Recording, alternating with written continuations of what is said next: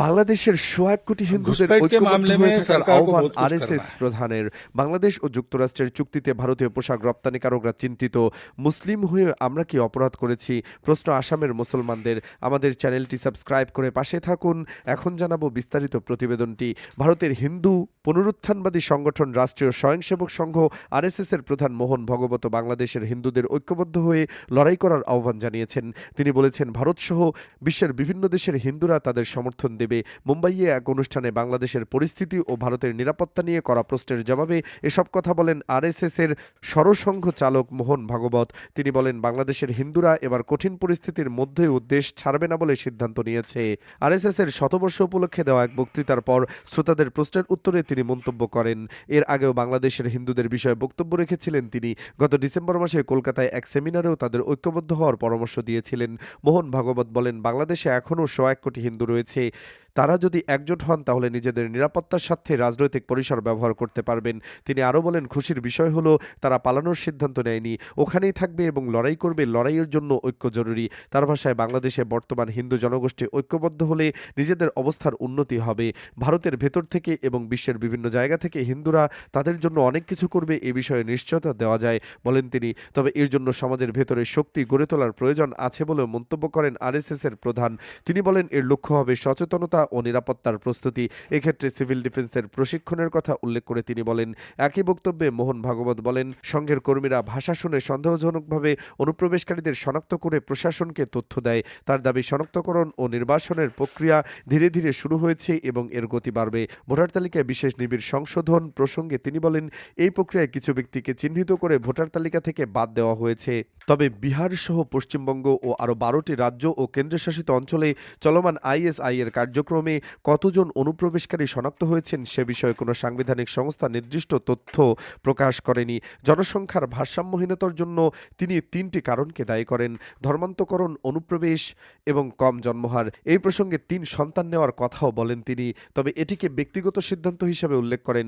এদিকে বাংলাদেশের জাতীয় নির্বাচনের মাত্র দুদিন আগে মোহন ভাগবতের এই বক্তব্যকে তাৎপর্যপূর্ণ বলে মনে করেছেন অনেকে। শেখ হাসিনা সরকারের পতনের পর থেকে বাংলাদেশে সংখ্যালঘু হিন্দুদের উপর হামলা বেড়েছে, এমন অভিযোগ তুলে ভারত সরকার একাধিকবার ঢাকার কাছে নিরাপত্তা নিশ্চিত করার অনুরোধ জানিয়েছে। তবে বাংলাদেশের অন্তর্বর্তী সরকার প্রতিবারে সংখ্যালঘুদের নিরাপত্তা দেওয়ার প্রতিশ্রুতি দিয়েছে এবং এসব হামলা সংগঠিতভাবে হচ্ছে এমন অভিযোগ নাকচ করেছে।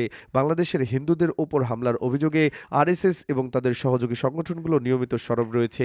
সম্মিলিত সনাতন জাগরণ জোটের মুখপাত্র চিন্ময় কৃষ্ণ দাসের গ্রেফতার কিংবা গত ডিসেম্বরে গার্মেন্টস শ্রমিক দীপুচন্দ্র দাস হত্যার ঘটনায় ভারত জুড়ে প্রতিবাদ করেছে আরএসএস।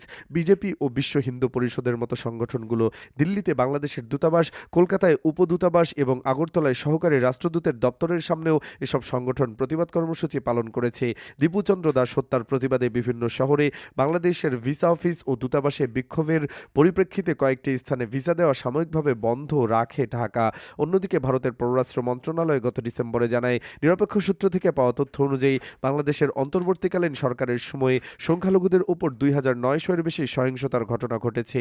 এর মধ্যে হত্যা, অগ্নিসংযোগ ও জমি দখলের অভিযোগ রয়েছে। তবে ভারতের পররাষ্ট্র মন্ত্রণালয় এও বলেছিল, এসব ঘটনা অতিরঞ্জিত হিসেবে উপস্থাপন করা হতে পারে কিংবা রাজনৈতিক সহিংসতা হিসেবে দেখানো হচ্ছে। বাংলাদেশের পররাষ্ট্র মন্ত্রণালয় ভারতের ওই বক্তব্য প্রত্যাখ্যান করে জানায়, তারা সংখ্যালঘুদের বিরুদ্ধে ঘৃণামূলক অপরাধ নিয়ে গভীরভাবে উদ্বিগ্ন। একই সঙ্গে ভারতের সংখ্যালঘুদের ওপর সংঘটিত কিছু হামলার ঘটনায় তারা বিবৃতি উল্লেখ করেছেন। এদিকে যুক্তরাষ্ট্রের সঙ্গে সোমবার একটি ঐতিহাসিক বাণিজ্য চুক্তি করেছে বাংলাদেশ। চুক্তির আওতায় যুক্তরাষ্ট্র থেকে আমদানি ব্যবহার করে তৈরি গার্মেন্টস পণ্য কোনো প্রকার পারস্পরিক শুল্ক ছাড়াই যুক্তরাষ্ট্রের বাজারে প্রবেশ করতে পারবে।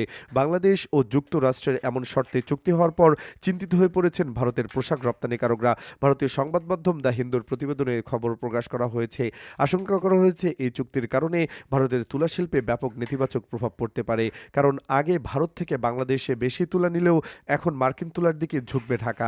পোশাক রপ্তানিকারকরা বাংলাদেশের পণ্যের যুক্তরাষ্ট্রের ১৯% পারস্পরিক শুল্ক আরোপের পর ভারতীয় ব্যবসায়ীরা প্রতিযোগিতামূলক সুযোগের আশা করছিলেন, কারণ যুক্তরাষ্ট্রে ভারতীয় পণ্য ১৮% শুল্ক আরোপ করা হয়েছে। বাংলাদেশ ও যুক্তরাষ্ট্রের মধ্যে হওয়া চুক্তিতে বলা হয়েছে, যুক্তরাষ্ট্র বাংলাদেশের জন্য নতুন একটি ব্যবস্থা শুরু করতে প্রতিশ্রুতিবদ্ধ, যার মাধ্যমে বাংলাদেশ থেকে পাঠানো নির্দিষ্ট কিছু তৈরি পোশাক ও টেক্সটাইল পণ্য কোনো আমদানি শুল্ক ছাড়াই সে দেশে প্রবেশ করতে পারবে। তবে এই সুবিধার আওতায় কতটুকু পণ্য পাঠানো যাবে তা নির্ভর করবে করবে বাংলাদেশ। যুক্তরাষ্ট্র কতটুকু টেক্সটাইল কাঁচামাল যেমন তুলা বা কৃত্রিম সুতা আমদানি করছে তার উপর, অর্থাৎ যুক্তরাষ্ট্র থেকে যত বেশি কাঁচামাল কেনা হবে তার অনুপাতে নির্দিষ্ট পরিমাণ পণ্য বিনা শুল্কে সেখানে রপ্তানি করার সুযোগ পাবে বাংলাদেশ।